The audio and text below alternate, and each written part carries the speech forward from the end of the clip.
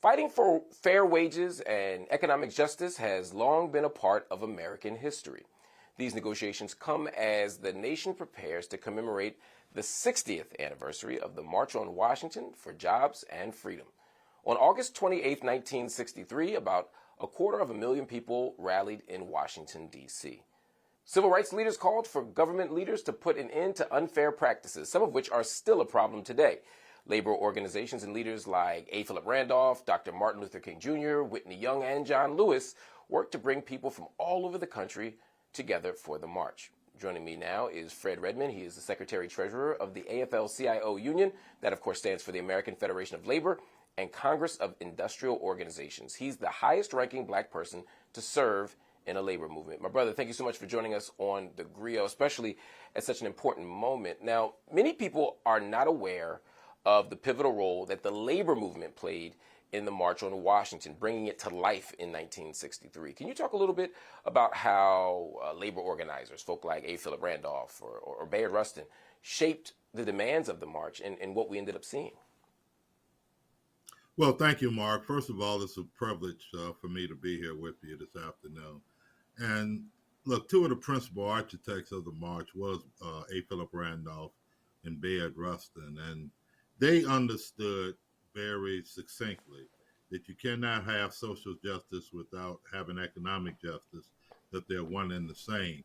And they also knew that America's promise of democracy could not be achieved in America as long as millions of black people suffered from high rates of poverty and workforce discrimination and workplace violence on the job. They made it clear that the march, which a lot of people forget, was about jobs and freedom. So organized labor played a pivotal role through these two labor giants who were the principal spokesmen for black workers back in 1963. But the role that they played in terms of defining the march and making sure that the march focused on jobs and freedom was a pivotal role for the labor movement. The labor movement was really, intent on serving and, being part of the march, even though the AFL-CIO, all of our affiliate unions did not participate through the efforts of some of the more progressive leaders of the labor movement. We showed up in Washington, D.C. It's always fascinating to me how we talk about the March on Washington, but we often truncate. We leave out the jobs and freedom part, almost as if we just showed up to march with no mission, no goal. But it was very clear that workers' rights were right at the center. When you think about what the benefits, the victories have been from that struggle, say from 1963 until today, where have we been successful? In what ways have there been improvements in this country for the American worker? Well, we must remember that right after the 1963 march, we was able to pass the Civil Rights Act and the Voting Rights Act that empowered people that had historically been disenfranchised throughout this country.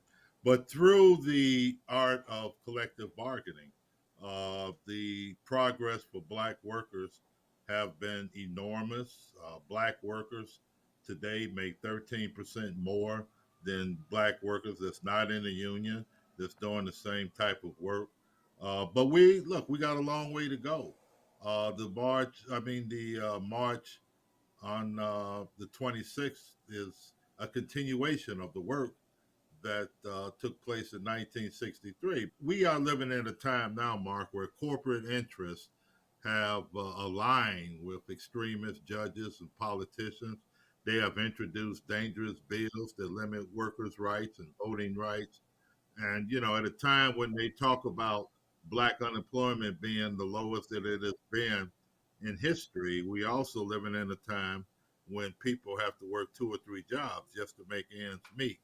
And majority of those people happen to be black, brown, and women. So, we have a long way to go. We have made historical progress through being able to join unions and joining unions in mass numbers, and through apprenticeship programs. We have made progress, but we still have a long way to go.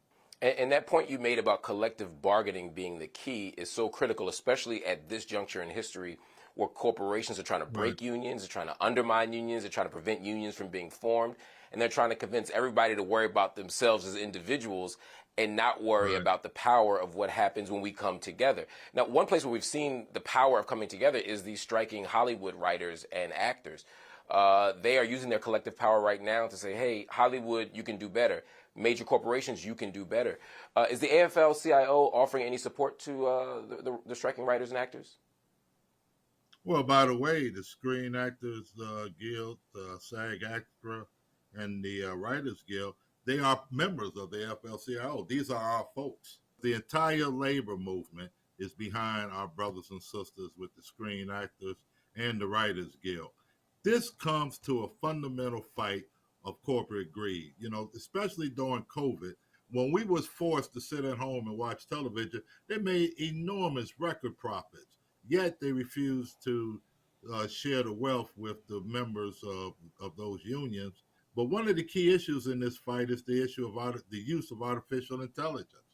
I mean, what they want to do is to take the likeness of actors, cut out residuals, and really, really limit these people's ability to use their talents in order to make a living. And with the Writers Guild, they want to be able to write scripts and manuscripts without, through artificial intelligence. So this is about preserving the integrity of the writers and the actors, preserving the integrity of their professions.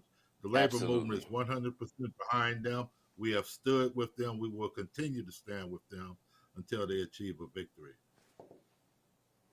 We got to run, but I know AFL-CIO wants round 2 on the March on Washington. There's a rally coming up this weekend. I know people want to participate. I know people want to support. What should they do? For those who can't come to Washington, D.C., the rally will start the morning of the 26th at 8 o'clock at the Lincoln Memorial. We will gather at 8 o'clock in front of the memorial. We will have some dynamic speakers, and we will have a clarion call to continue this fight toward justice. And then at 1 o'clock, we will march from the Capitol to the King Memorial. All right. We're going to make sure that we support as much as we can, everybody. Make sure you pay attention. This is a historic moment, and it's not just a historic moment from the past that we're remembering. It's another opportunity to create a new historic moment for our present and our future. Fred Redmond, I want to thank you for joining me. Of course, he's the Secretary-Treasurer of the AFL-CIO Union.